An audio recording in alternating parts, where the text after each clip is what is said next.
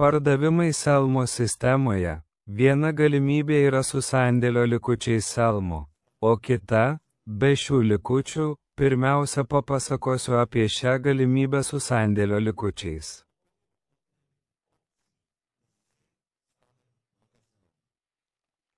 Visa tai vyksta produktų skiltyje. Čia spustelime pridėti produktą. Ir užpildome kokį nors produktą, kurį norime įtraukti į sandėlio likučius. Pavyzdžiui, tai bus testas, įvedame.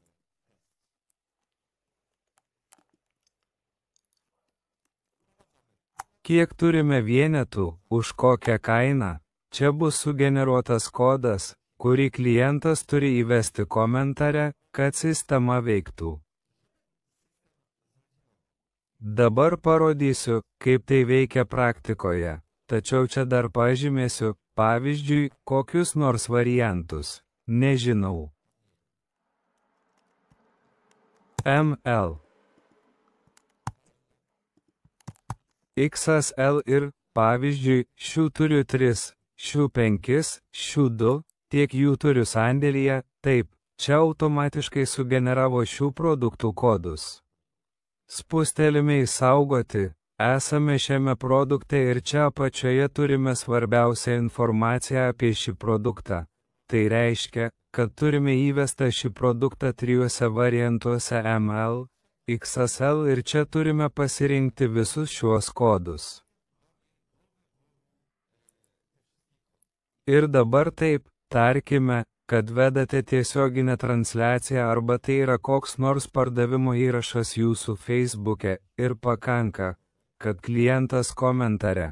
Vėliau nereikia niekur to jungti, svarbu, kad transliacijos metu sakote klientams, kaip norite šį produktą, merginos, tada įvedate komentare arba privačioje žinutėje, nes Messenger'e tai taip pat veiks. Įvedate kodą Selmo arba Selmo 1L arba Selmo 1X. Svarbu, kad čia būtų kuo paprastesni variantai.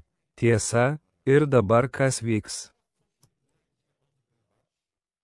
Jei klientas, tarkime, čia esu kliento paskyroje ir kokios nors parduotuvės puslapyje. Ir dabar jei klientas įves bet kur šį komentarą po transliaciją ar po įrašu, mūsų sistema visur veiks, įves šį konkretų kodą. Palaukime. Tai.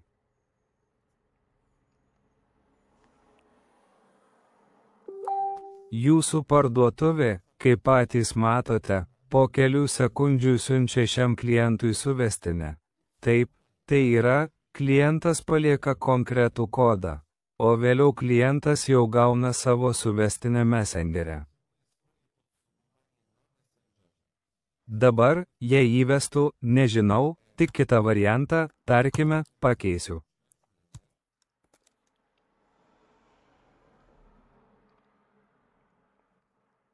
Atnaujinsiu netgi Facebook puslapį.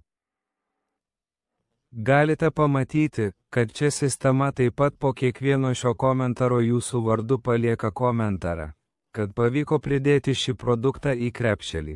Pavyzdžiui, taip. Ir čia taip pat atėjo suvestinė. Pirmiausia užsakiau L, vėliau M, todėl tai buvo pridėta prie šios suvestinės. Klientas, ką tik užsako, iš karto gauna suvestinę Messenger'e. Ir dabar jūs Selmo turite pridėtą čia šį vieną produktą į sandėlio likučius ir kai įeinate. Pavyzdžiui, čia į pirkinius, iš karto matote realiu laiku, kad šis klientas nusipirko šį produktą, tokį produktą ir taip toliau. O jei vėl įeisime į šį produktą, matome, kad šie sandėlio likučiai nuolat keičiasi. Jei tam tikras produktas baigtųsi sandėlyje, kiti žmonės užsirašo į rezervinį sąrašą, bet apskritai taip tai veikia, taip. Tai yra, pridedate kokį nors produktą į sandėlio likučius. Nežinau, kokį nors kitą, įvesiu ką nors, taip, ir vėl, pavyzdžiui, duosiu UL, šių turiu 2, šių taip pat 2, kodas ten sukurtas automatiškai Selmo 2, nes Selmo 1 jau panaudotas. Tiesa.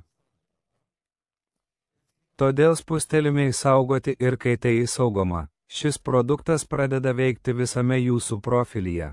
Pavyzdžiui, dabar, jei klientas vėl įves šį kodą bet kur, gali būti ir Messenger'e, jei nenori, kad šie komentarai būtų matomi.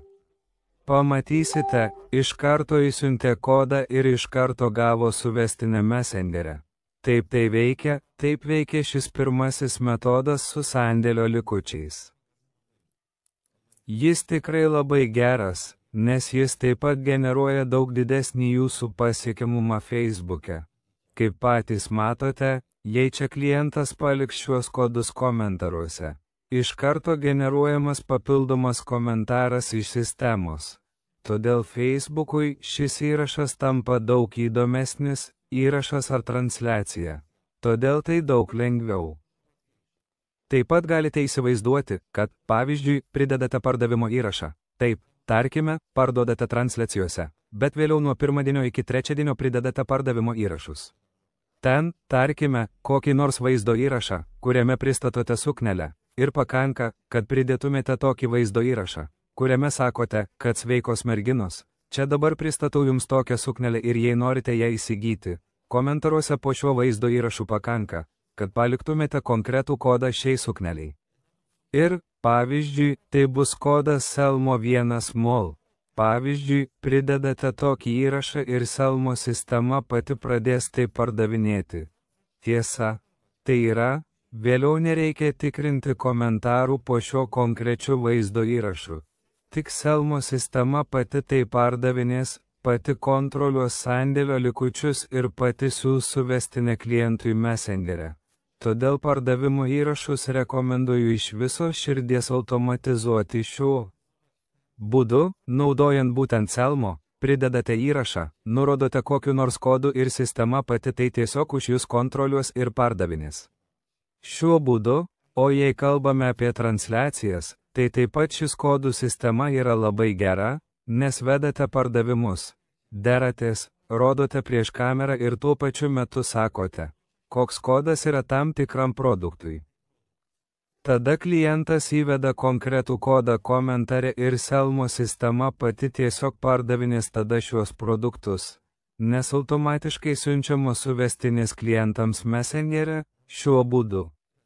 Vienintelis dalykas, kurį reikia padaryti prieš transliaciją arba prieš pardavimo įrašus, yra įvesti šį produktą į sandėlio likučius čia, Selmo, bet patys matote, kad tai labai paprasta, užpildote tik pavadinimą, kiekį, kainą, variantus, išskiriame tuos, kuriuos turime, spustelime įsaugoti, dabar čia neužpildžiau, bet tarkime, turime užpildytą ir iš karto čia sugeneravo kodus šiam produktui.